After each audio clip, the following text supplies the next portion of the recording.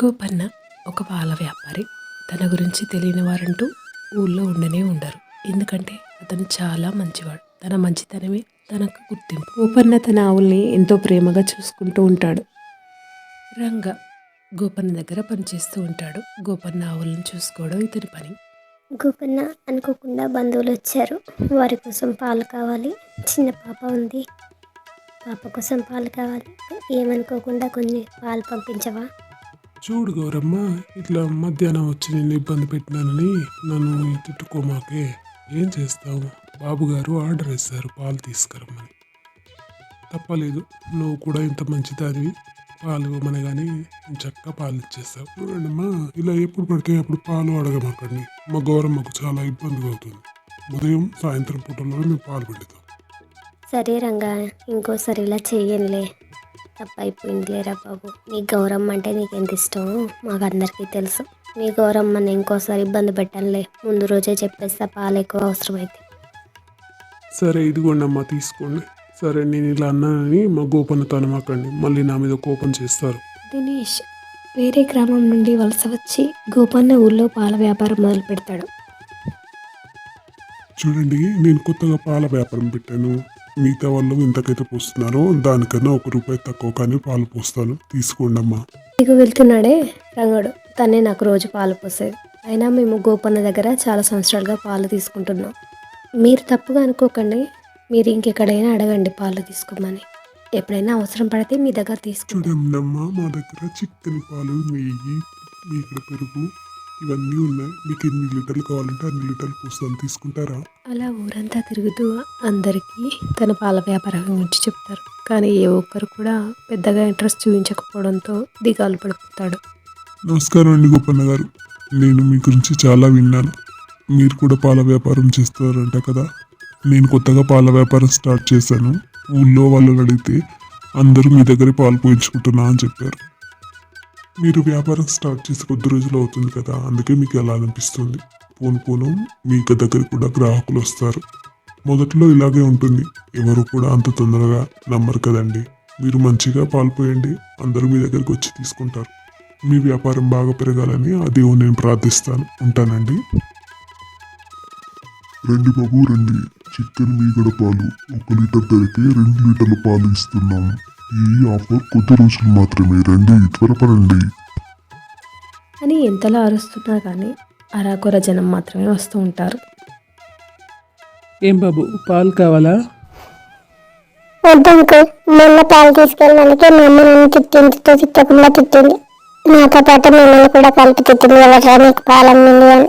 నేను మీ దగ్గర పాలు తీసుకోను. గోపన్న దగ్గరికి వెళ్తున్నా పాలు తీసుకోవడానికి. ఆ రోజులు గడిచిపోతున్నప్పటికీ దినేష్ వ్యాపారం ఏం మెరుగుపడదు. పాల వ్యాపారం స్టార్ట్ చేసి ఇన్ని రోజులు అవుతున్నా నేను అనుకున్న గుర్తింపు అయితే రావట్లేదు. ఎవరు చూడు ఆ గోపన్న పేరే చెప్తున్నారు. ఈ వ్యాపారంలో నేను ఎదగాలంటే ఆ గోపన్నను ఈ వ్యాపారం నుంచి తప్పించాలి.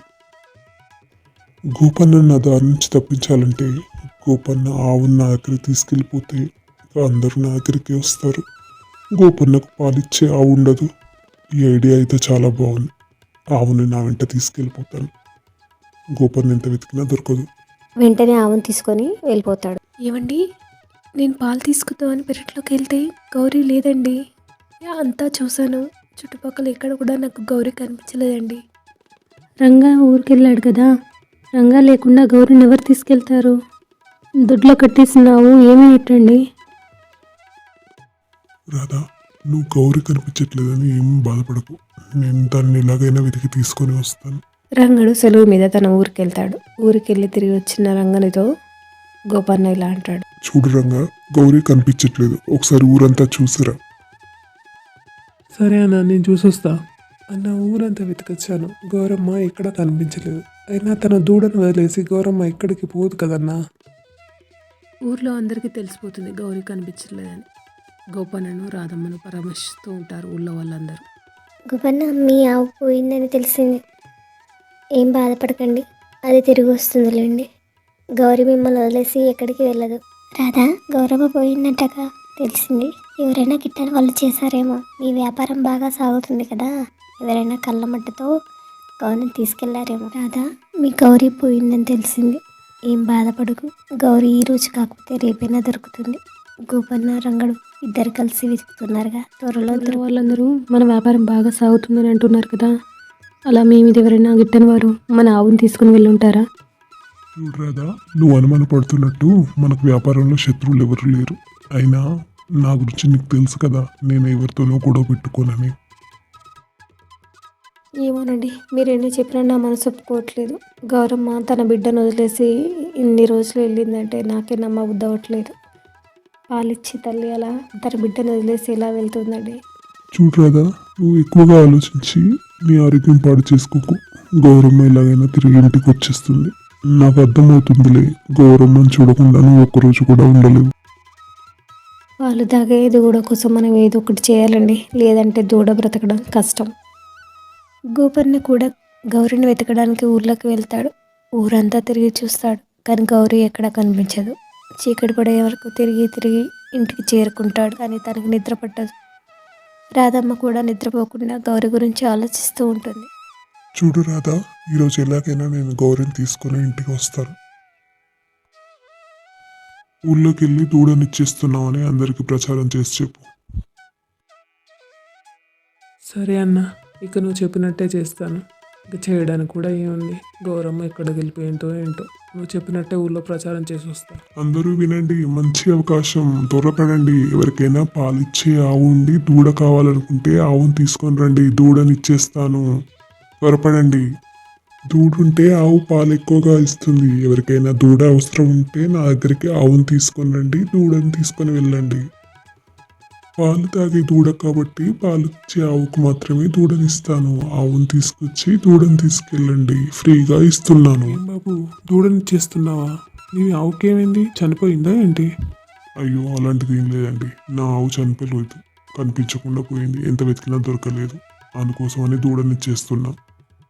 అయ్యయ్యో, మళ్ళీ తిరిగి వస్తే ఏం చేస్తావు? తిరిగి వచ్చి అయితే ఇప్పటికి రావాలి కదండి. తప్పిపోయి చాలా రోజులైంది, అందుకే దూడనిచ్చేస్తున్నా. కనీసం ఈ విధంగానైనా దూడకి ఇంకో తల్లి దొరుకుతుంది. అది ఉద్దేశంతో నా దూడని ఇచ్చేస్తున్నానండి. ఈ గోపన్న దూడను కూడా ఇచ్చేస్తాడా? బా, ఎంత మంచి అవకాశం. ఆవును ఎలాగో తీసుకొచ్చుకున్నాను. పాలు తాగి దూడుంటే ఆవు ఇంకెక్కువ పాలు ఇస్తుంది కదా. వెంటనే రేపు వెళ్ళి దూడను కూడా తీసుకొచ్చుకుంటాను. దూడ ఆవు రెండు నా దగ్గర ఉంటే నా వ్యాపారం రెండింతలు ఎక్కువ అవుతుంది. దూడ కూడా ఫ్రీగా దొరుకుతుందని అత్యాశతో దినేష్ ఆవును తీసుకొని గోపన్న దగ్గరికి వెళ్తాడు. కానీ అక్కడికి వెళ్ళిన తర్వాత అక్కడికి వచ్చిన దూడను చూసి ఆవు పరిగెత్తుకుంటూ దూడ దగ్గరికి వచ్చేస్తుంది.